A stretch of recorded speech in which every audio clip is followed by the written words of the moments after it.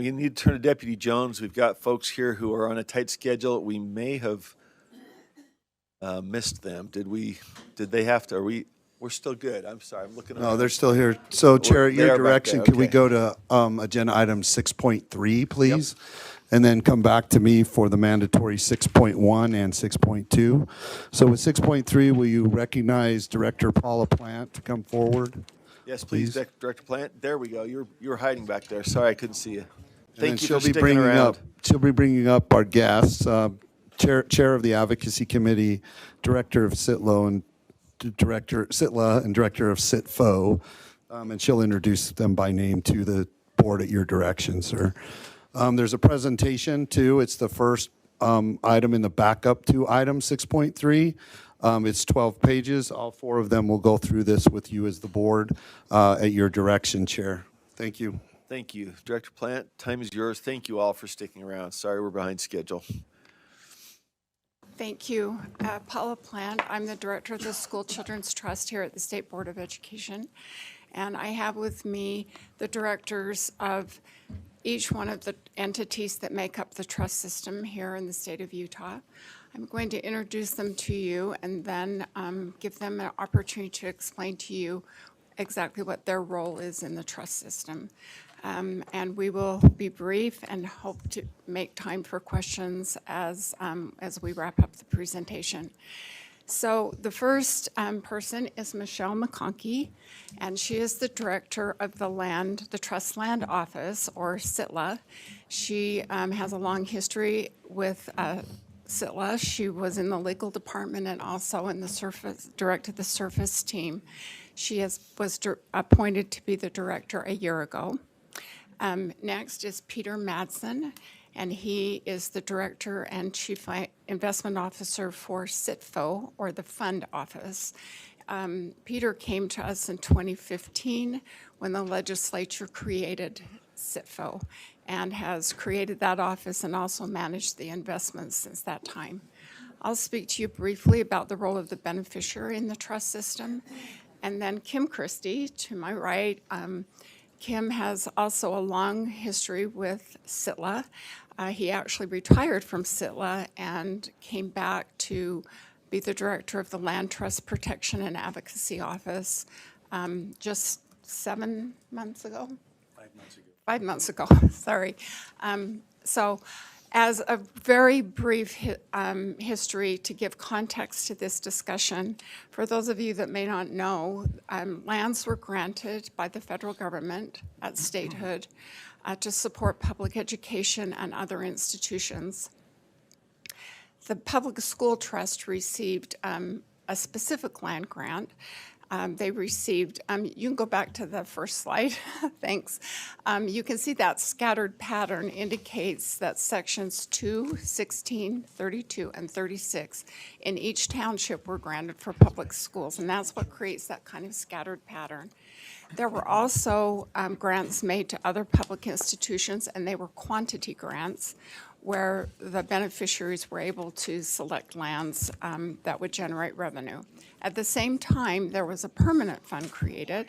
The permanent fund, the purpose of the permanent fund was so that revenues went to the fund, were invested, and a distribution came from the fund annually to create a perpetual, forever revenue stream for the beneficiary. So with that, I will go ask Michelle if she will start. Okay, thank you, Paula. Thank you for giving us a few minutes today. So yes, I'm Michelle McConkey. I'm the director of the School and Institutional Trust Lands Administration, sometimes called SITLA or the Trust Lands Administration. So we are the agency that manages these lands. As you can see, as Paula pointed out, there's an interesting land pattern, and it can cause some difficulties, but also there's a lot of great opportunities since we're scattered throughout a lot of different areas of the state. So we have about 3.4 million acres of surface estate, about 4.4 million of mineral estate. After the federal government, we're about the second largest landowner in the state. So SITLA really has a wonderful place as far as land management in the state, but something that we always have to remind people is we are not public land. We are not BLM land. We don't have those same mandates. Our mandate is to make money for the school children of the state of Utah. 96% of those lands really belong to the school children of the state. And that is our goal, and that is what our mandate is. And we actually have trust responsibilities, standard trust responsibilities. I am a trustee, and we have a board of trustees who make sure that we are doing everything we should be doing and who helps us, and we take that very seriously. Just to kind of tell you a brief bit about the history. So we've had trust lands since statehood, but 1994 is when my agency was created. And at that time, we had about $50 million in what is called the permanent fund. So that's land, that's money that's generated off this land. Since 1994, due to an increase in really focused management of the land and a focused intent on making money off of this land, we are now, and combined with the wise investing that's been done, which you'll hear about later, we're now at over $3 billion in the permanent fund. So so almost 100 years, 50 million since 1994, over $3 billion. So it shows you again what really focused management and of the land and of the assets that come from selling the land can do. We have about 5 offices. Well, we have 5 offices throughout the state, and our main office is in Salt Lake, and we have about 70 employees. And we make money through any way you can make money on land. Real estate development is a large one. That was actually our highest money maker last year. We have a lot of land down in the St. George, Washington City area. A lot of the new developments, large master plan communities you see down there are actually trust lands. And we make money when those we work with developers and make money off of those. Oil and gas is another very large one. We do timber, grazing, anything you can do. And we made a little over 166 million last year. So again, shows you what growth we've had, and we're tremendously proud of our ability to be able to keep making money for Utah school kids.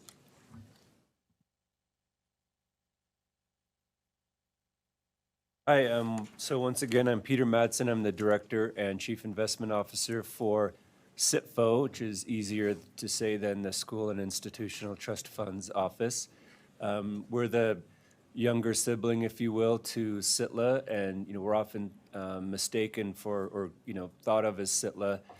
We get a lot of requests for SITLA or questions about SITLA. But one way to keep to think about how we're different is L is for lands and F is for funds. And while we were both independent agencies, we're both part of the trust system. We both have the mandate of being good stewards of the trusts and making money or generating revenues for public education. I'll just focus briefly on how we're different and what we're up to, or in that we're different in managing the funds. So we have a 5-person board of trustees. We have 4 independent trustees that go through a selection process based on their criteria and experience, and then the state treasurer is always the ex officio chair of the board.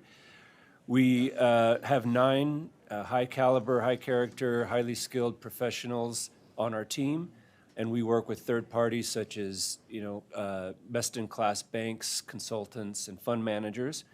And with those resources, we manage a globally diversified portfolio. It includes everything from U.S. Treasuries to private equity and a lot of things in between. And our goal is to provide a robust return and steady distribution that grows over time with inflation and the student population. So while the portfolio is sophisticated, it's not a high-risk portfolio. We're not reaching for high returns at the expense of high risks. We're trying to really balance steady growth with stability. And we appreciate the support we've received from many people in education in the state of Utah, and especially the Board of Education, as over the years we've sought to improve the governance of the trust in pursuit of intergenerational equity. And we'll be asking you for your support going forward over the next year as we look to increase the distribution. There's a cap on the distribution of 4% of the trust, and we're seeking to increase that cap to 5%. And that would be an incremental, slow, methodical change that's supported. It is supported by the analysis, and I can speak to that at another time if you wish. But just wanted to give you that initial headline information, if you will, about a big project that we have coming up over the next year. So The next entity is, of course, the beneficiaries. And it's important to me for you to understand how you fit into this picture as board members. The first thing is that it's important at every level related to the trust that the trust is handled with integrity and that the purposes for which each grant was made is completed responsibly. So the first item is the Public School Trust, which is the largest trust, and the legislature has dedicated that revenue to the School Land Trust Program that is administered by the School Children's Trust that I oversee here at the State Board of Education, and under your direction, we administer that program. There are school community councils in or charter trust line councils in every school in the state who determine the greatest academic need and how they are going to address that need with the funding that comes from the trust. They receive that annually. Their plans are approved locally with their board. They come to us and we do a final quick review to make sure that they are compliant with the law. So that's how the public school trust funds are distributed. As you will see on this slide, there are two other entities for which the State Board of Education has responsibility. One is the Schools for the Deaf and one is the Schools for the Blind. They each have their own trust. And on the board agenda tomorrow for the Schools for the Deaf and Blind, you will consider the enrichment funds and how they're proposing to spend that money. Those monies are coming from their trust. That's what funds the enrichment funds. Finally, there is a committee that oversees the Land Trust Protection and Advocacy Office. There is a 5-member committee, 2 of which represent land expertise, 2 represent investment expertise, and the 5th member is appointed by the superintendent, is the person who administers the School Land Trust Program. And so I sit on that committee representing you and the other beneficiaries that you see listed there.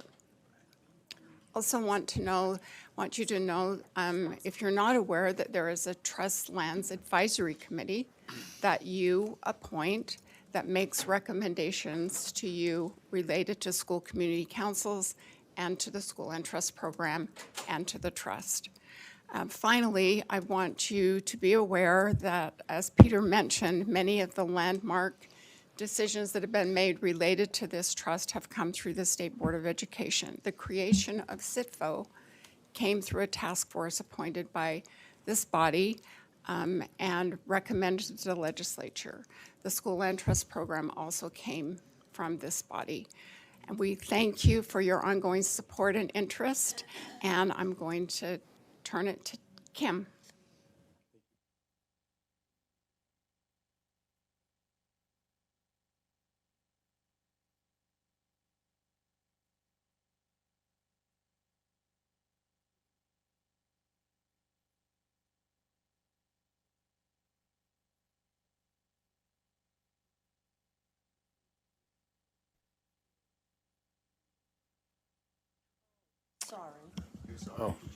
Oh, I'm sorry. Okay. There you That's a go. little better. Thank you. Thanks, Kim. Appreciate that, Scott. Yeah, I can't move this thing forward. It's kind of there. So, but anyway, it is a privilege working with these professionals and their staff. They are truly dedicated to this important trust. If I may, could I go to the next slide, please? Thank you. Well, it's already been mentioned about what has happened in terms of the paradigm shift that occurred in the early 1990s following a 2-year legislative task force, and what a remarkable shift this has been in terms of the performance of this trust. It's been mentioned about the initial step in this process in creating the system with CITLA, followed by Paula's program, which came about 5 years later.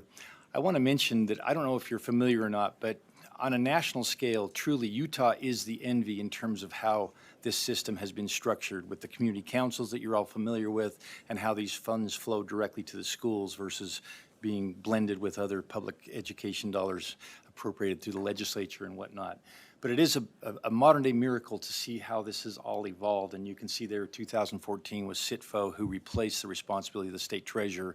And then 2018, as you can see, is when the newest member of the system was created, the office that I oversee, the Protection and Advocacy Office. Next slide, if I could, please. The legislature deemed it appropriate to, if we could go to the next slide, please. In its wisdom, the legislature decided that it was important to provide independent trust system oversight and to also help the public understand and support these important endowments. What I'd like to do is kind of break this down into 4 different buckets in terms of our emphasis and responsibilities as an office. Next slide, please. First and foremost, of course, our responsibility is to make sure that maximum utility is being provided from this system on behalf of the 12 beneficiaries that Paula mentioned. You know, in ensuring the integrity of this trust, it's interesting to note that, of course, the first 100 years, as I think Michelle pointed out, was somewhat blurred in terms of this commitment to trust principles. But to see how this has evolved and the checks and balances that are now in place is something that I hope all of us can be proud of. Another specific element that, and I think all of you can appreciate serving on this distinguished body as board members, the importance of good governance. One of our responsibilities as an office is to facilitate the process by which board members are seated on both CITLA and CITFO, and that's something that our office takes very seriously. Next slide, please. The next bucket I'd like to emphasize is our political advocacy. We certainly do not try to get in front of these other entities in the system, but to try and collaborate with them in terms of legislative advocacy. When you look at the both the Constitution, our Enabling Act, as well as case law, and also what has taken place relative to statutory changes, clearly this speaks strongly in terms of the trust that it is. And it's interesting to note that there are no legislators that are seated today in the 104-member body that actually have context and a recollection of the first phase of CITLA being created. So it's very important to us to make sure that we are visiting with legislators, creating relationships, and making sure that the purpose of this trust is understood and protected. Just this last year, prior to and during the session, the team of us had the opportunity, and with some of our staff as well, to virtually visit with 60 legislators of the 104, which is a good start. Spent upwards of a half an hour with each of them to talk about the system, because I think a lot of it is not really necessarily clear to not only new legislators, but even veteran legislators. But it's been a great opportunity to communicate and make sure this trust is understood. Next slide, please. Next point is consistent with our title, Protection and Advocacy, and that is to monitor, stay informed, and account and report.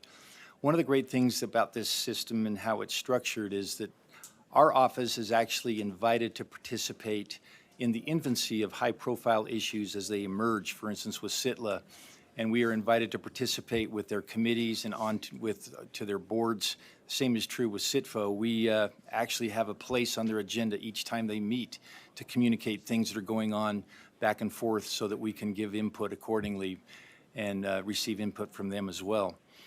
Another thing that we take very seriously is performance updating to our beneficiaries. We try and communicate through news releases and so forth to all the respective beneficiaries. One thing that we especially appreciate, and that's what Paula just mentioned with the Trust Lands Advisory Council, which is your conduit, our conduit, I guess, in terms of connecting with this body, is the opportunity to meet with them monthly and to participate on their agendas each month and to share information. But it's a great privilege to stay active and to report and to stay informed. Last point I'd like to bring out is public outreach. Obviously, this is a huge challenge.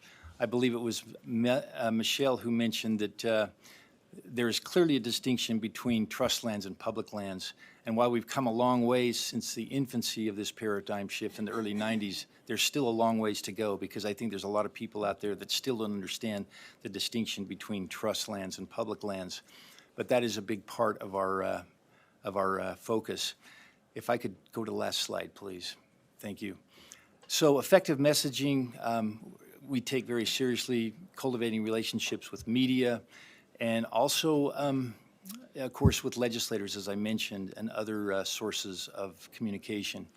I want to mention, if I may, too, this is something that's a real feather for Michelle's hat, in her hat, is the recent evolution that's going to be coming out in May with a social media campaign that her communications director has pioneered that we'll be partnering with, and we look forward, and you'll probably be seeing much more of that in the social media arena in terms of some of the actions of the trust system. With that, Mr. Chairman, that completes my formal remarks, and we'd be happy to respond to any questions you might have. Thank you all. Well, I'll ask a question if nobody else has some. I greatly appreciate the overview. This is complex. There are easy things to mix up out there in that landscape that you work in, both between you and other things like public lands and within. So thank you for the clarity on which organization does what. I'm curious, I guess, for board member awareness, what kind of either hot button issues have you had to address? Maybe it's in the advocacy space, maybe it's in the management space, so that we're aware of that, and maybe not only hot button, but things that have sort of been out there and you're seeing as areas that need action, and what's the board's role, if any? And we have different opportunities to be involved, but this is kind of an on-the-spot thing, just maybe for a couple minutes, if there are things that we ought to have on our radar. Kim, are you okay if I start I'd out love at you to least? step in, 'cause I know what Michelle's going to say. It's You very do know timely. exactly what I'm going to say. Well, I won't get into too many specifics, but again, this issue about public land, we do keep our land, if it's not being leased or used for some other revenue-generating purpose, we keep it open for outdoor recreation, hunting, all of those kinds of things. But times change, and a piece that maybe was great for camping 20 years ago is now right outside Moab, and there's other ways we can, for example, or there's other ways we can monetize that. We can put, make millions of dollars off it, or make nothing, and honestly even have cleanup issues and things associated with that. Again, we keep it open for public recreation as long as it makes sense, but when that comes in conflict with our fiduciary duty, then that is often met with resistance, because people, again, don't, in their mind, why can I go right next door to BLM and camp? I can't camp here because you're putting something else here. So that is continually I'd say the biggest issue in different iterations. That is continually the biggest thing. We're always trying to do outreach, make sure people understand, and we also work with local communities, trying to make them understand that you want trust lands doing business in your area because it can bring economic development, and it's worth that trade-off. And this is ultimately what these lands were meant to do. I don't know if you were going to say something different, Kim. Boy, yeah, Thank that's you. great. I would like to add, and I'm stealing Michelle's thunder on another layer here, but you're probably well aware of the land exchange that's being proposed right now in the Bears Ears National Monument. 150,000 acres of trust lands are held within that monument boundary and a little to the left, west of it. But things are moving along, and Michelle, you might want to quickly update them in terms of how that is evolving. Yeah, you bet. So that it's a long process. You have to have the state legislature, the governor, the secretary of the interior, both houses of Congress, and the president buy off. So you can imagine it's not a quick process. We actually just had federal legislation introduced a couple of days ago. Senator Lee and Representative Curtis have been spearheading it, but actually every member of the Utah delegation co-sponsored. So we're very excited about that. That ratifies an agreement that was signed by Governor Cox and Secretary Holland. So we're moving forward, and that will take about 150,000 acres that's surrounded by federal land that's very restrictively managed, that was already difficult to make money off of, and then was made more difficult to make money from. And we're trading that into 20 different counties that will bring tens of millions and probably eventually hundreds of millions of dollars into the trust. So we're very excited about that effort. So able to kind of have a win-win, protect land that really should be protected and put that in the appropriate hands, and then land that's capable of generating revenue, get that into our hands so we can do that. Thank you. Thank you, and maybe just quick follow-up, and then turn to Member Norton. What is the board's role? Where should we be following along, and where do we have a regular opportunity to weigh in? Where do we have sort of the periodic opportunity? I know a little bit about that, but honestly, I need a refresher too. So, and I was on the beneficiary end as chairing a community council. It was wonderful to take that money and find a good way to use it at the local level. So, that's the end product is beautiful. what should we be looking at as opportunities for us to be engaged? If I might. Yeah. So we have, that's been referenced before, an advisory committee that you all appoint. We meet monthly, and Kim attends that meeting, as does a representative from SITLA and sometimes SITFO, that try to keep them updated about issues that are out there that maybe need to come to the board. And through them, they would bring those issues to you. Often, our issues go first to the Finance Committee, that our Chairman Norton chairs that committee. And sometimes during the legislative session, if something comes up quickly, we just need to bring it directly to you, and then I would work through Superintendent Jones to bring it to your attention. We try not to bother you with with little things, but the really big things is important that you're involved and that you are aware and that can support the overall system. Thank you. Member Norton? Yes. I was hoping, since this is a public meeting, and the people in this room and around this table, and more importantly, even online, are all, very concerned about children and their education.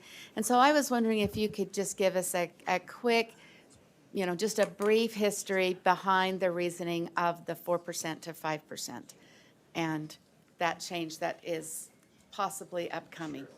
Great question. I'm glad you asked that, because that was going to be my comment for the original question, is to ask that as we work as a team to bring forth education and communication, that to encourage you to engage on that and help us, spread the word on this topic. But there's a key principle of intergenerational equity, which effectively means that, as we're managing the trust and we think about beneficiaries, we have, past, present, and future beneficiaries. And we shouldn't be saving up for the future at the expense of the past or the present, or vice versa. And so we do a lot of analytics to try and come up with what that number is. And originally, when SITFO was created and there was a big push to modify how the trust was governed, it was decided as, a group of, I showed up kind of brand new and gave my input, but received a lot of feedback that 5% was, even though that's sort of the standard, if you will, across, let's call it the industry, that 4% would seem conservative and would be more palatable and easier to move across. So we did that, and we've been monitoring that over time. And as we monitor that and run the analysis, it suggests that we should increase the distribution based on the fact that SITLA generates certain revenues. We try and model that from the past into the future. And then SITFO generates revenues. We model that into the past and the future. And as we, net out all of the costs and the distributions, we look at what's left over and try and make sure that we're balanced in terms of the benefits that are received. Can I just make one last quick Sure, comment? yeah. Remember straight. I want to thank you so much, all of you, for the work you've done. And I hear frequently, if we could all be so lucky as to have our trust funds managed by the same people who manage SITLA, we would all be in a very good place. So thank you. You're welcome. Member Straight? Yes, thank you. Following up on that, I think you skipped me, Jim. Oh, But I'll come probably back after. you are correct. Member Lear, I'm sorry. Age Got my before lights out of beauty. order. Go ahead. Go for see, it, let me member. think through that. Let's just go with Member Lear. You don't have to. So anyway, are there guidelines or principles or rules regarding the portfolio and what it's made up of? Yeah, those are made publicly available on our website, and we have open and public meetings where we review at a high level the portfolio and the performance and the risk. And we also have an annual summit, which is effectively an open and public meeting. We'd need significant advance warning if all of you were to show up, but it's also a resource that maybe leadership of this body would be interested in attending or designating some members to attend. But we don't. So we have those rules, and it's called an investment policy statement. That's available on our website. And then the investment beliefs, which is more of a set of guiding principles, are also, regarding investments in the portfolio. Those are all available on the website as well as an annual financial report. Okay. Thank Member you. Lear. I just heard, in talking about your hearing about the board's role, I heard a lot of advisory, but there's no meaningful role or active role for the board anymore. Isn't that true, Paula or Michelle? There, we can lobby legislators, and I'm grateful for the money, don't get me wrong, but I'm really disappointed that the board has no active role and hasn't had for 6 or 8 years. And I think that's too bad. Director Plant, would you That's like to not really, respond? never mind, I don't need an answer. It's I not- just wanted not to- a question? I say that every All right. time, and, everybody goes, oh, Carol. But I think it is unfortunate that the board has been cut out of this process in a meaningful way. If we're not inviting response, then we're okay to look for others. All right, any other lights? Seeing none. Well, thank you very much for the thorough report, for answering questions, and for suggesting a couple of opportunities for us to engage. So we will stay connected and appreciate your time. Thank you very much. you And very thank you much. again, and sorry Thank for the you. delay. Appreciate.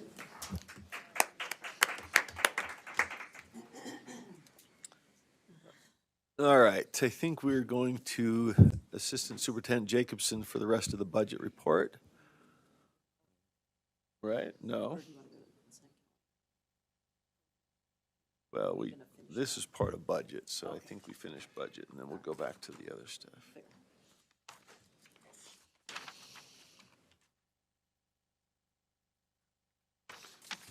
About what?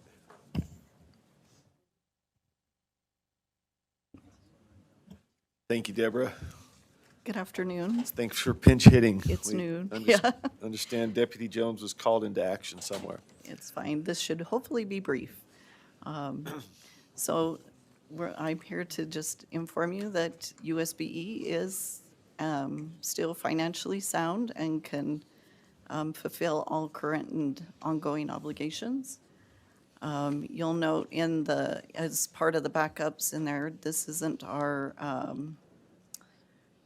month to go in detail on the ESSER funds, but there is the backup in there. If you have any questions, other than that, we're open for questions on the budget. So this is item 6.1, right? And then Yes. we moved to 6.2 on the discretionary, or are you including that within No, this one? Okay, so Yes, 6.1, any this is questions? I 6.1. see no lights. Okay. okay. 6.2, again, this is just a monthly update. There are no changes, and there have been no further requests for any of this funding. Okay, So is there any questions? questions, comments on discretionary funds? Okay. Seeing That's all none, I have. thank you. Concise, impactful, to the point. Thank you, Assistant Superintendent, Yep. for jumping in. Appreciate your time.